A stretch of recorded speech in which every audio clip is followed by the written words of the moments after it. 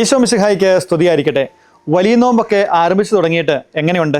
ഒരാഴ്ച കഴിഞ്ഞപ്പോഴേക്ക് തുടങ്ങിയ ദിവസത്തെ അത്രയും തീക്ഷ്ണത നമുക്കുണ്ടോ? സാരമില്ല, കുറവുകളൊക്കെ വന്നു പോയിട്ടുണ്ടെങ്കിലും കുറച്ചുകൂടി തീക്ഷ്ണതയോടുകൂടെ നമുക്ക് ഈ ആഴ്ച മുതൽ ആരംഭിക്കാം. ഇന്ന് നമ്മൾ ചിന്തിക്കുന്ന ഒരു വിഷയം ബൈബിളിൽ നമ്മോട് പറയുന്നത്, ഈശോ നമുക്ക് പറഞ്ഞു തരുന്നത്, നല്ല ഉറപ്പുള്ള പാറമേൽ വീട് പണിയണമെന്ന്.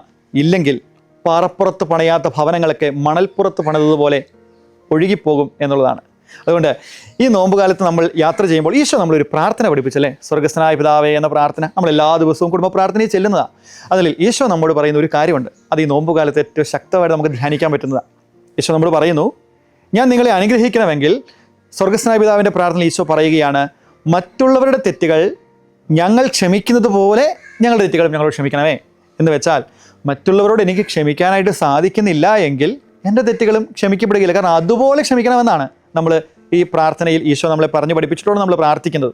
അതുകൊണ്ട് ഈ നോമ്പ് കാലത്ത് നമ്മൾ ചിന്തിക്കേണ്ടതും നമ്മൾ പരിശ്രമിക്കുന്നതും ഒറ്റ കാര്യത്തിനാണ്, മറ്റുള്ളവരോട് ക്ഷമിക്കാൻ. ഈ ക്ഷമിക്കുക എന്ന് പറയുന്നത് വലിയൊരു കാര്യമുണ്ട്. കാരണം ഹൃദയത്തിൽ സന്തോഷമുള്ളവർക്കും ഹൃദയത്തിൽ നന്മയുള്ളവർക്കുമാണ് മറ്റുള്ളവരെ അവരുടെ ഭാഗത്തുനിന്ന് മനസ്സിലാക്കിക്കൊണ്ട് അവരോട് ക്ഷമിക്കാനായിട്ട് സാധിക്കുകയുള്ളൂ. അതുകൊണ്ട് ഈ നോമ്പ് കാലത്ത് 50 ദിവസങ്ങളുണ്ടല്ലേ, ഇനി 7 ദിവസങ്ങൾ കുറച്ച് ബാക്കി കൂട്ടിയാൽ മതി. പക്ഷേ ഇനിയുള്ള ദിവസങ്ങൾ നമ്മൾ എണ്ണി 50 ദിവസം ഈസ്റ്റർ ദിവസം എത്തുന്നതിന് പകരം, ദിവസങ്ങൾ എണ്ണുന്നതിന് പകരം 50 ദിവസങ്ങൾ വിലയുള്ളതാക്കുന്ന രീതിയിൽ കൗണ്ടബിൾ ആക്കാനായിട്ട് നമുക്ക് എന്ത് ചെയ്യാനായിട്ട് പറ്റും? അതാണ് ഇനിയുള്ള ദിവസങ്ങളിൽ നമുക്കൊന്ന് ചിന്തിക്കാനായിട്ട് സാധിക്കുന്നത്. ഒന്ന് ചിന്തിച്ച് നോക്കുക, ഈ നോമ്പ് കാലത്ത് 50 ദിവസങ്ങൾ കഴിയുമ്പോൾ പുതിയൊരു മനുഷ്യനായിട്ട് ഈശോയോടൊപ്പം ഉയർക്കാനായിട്ട് നിനക്ക് സാധിക്കുമോ?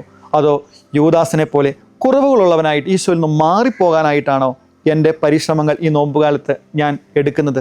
സ്വയം ഒന്ന് വിചിന്തനത്തിന് കാരണമാകട്ടെ. 50 ദിവസം കഴിയുമ്പോൾ ഞാൻ എങ്ങനെയാണ്, ഇന്നത്തെ പോലെയാണോ എന്ന് ഒന്ന് അസസ് ചെയ്യാനായിട്ട് ഈ നോമ്പുകാല പരിത്യാഗങ്ങൾ നമുക്ക് സാധിക്കട്ടെ. ദൈവം നമ്മെ എല്ലാവരെയും അനുഗ്രഹിക്കട്ടെ. ആമേൻ.